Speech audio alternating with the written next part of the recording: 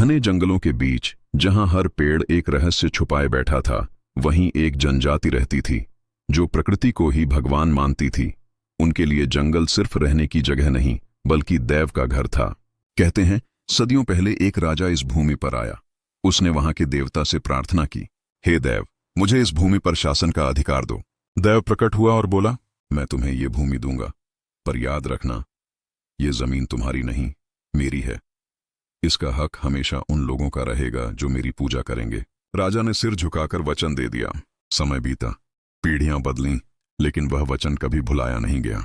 सालों बाद राजा के वंशजों ने उस भूमि को अपने नाम करने की कोशिश की। जनजाति ने विरोध किया, पर सत्ता के अहंकार ने सुनने से इनकार कर दिया। तभी हुआ कुछ ऐसा जिसने सबको हिला दिया। रात के समय जब आग का त्योहार मनाया जा रहा था, देव का पुजारी, एक साधारण इंसान, देवता का रूप धारण करता है। वह नाचता है, कांपता है, और अचानक उसकी आंखें लाल हो जाती हैं। वो चिल्लाता है, जिस भूमि को भगवान ने दिया है उसे कोई छीन नहीं सकता। पूरा जंगल गूंज उठा। राजा का वंश वहीं खत्म हो गया। लोगों ने कहा, यह देव का न्याय था। वक्त गुजरता गया, पर उस घटना की गूंज आज भी सुनाई देती है। हर साल उस जगह देव नृत्य किया जाता है, जहां इंसान अपने भीतर की दैवी शक्ति को जगाता है।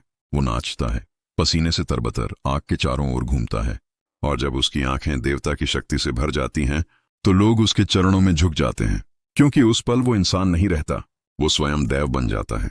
कहते हैं, जो भी उस भूमि या जंगल के साथ अन्याय करता है, उसका अंत वैसे ही होता है जैसे उस राजा का।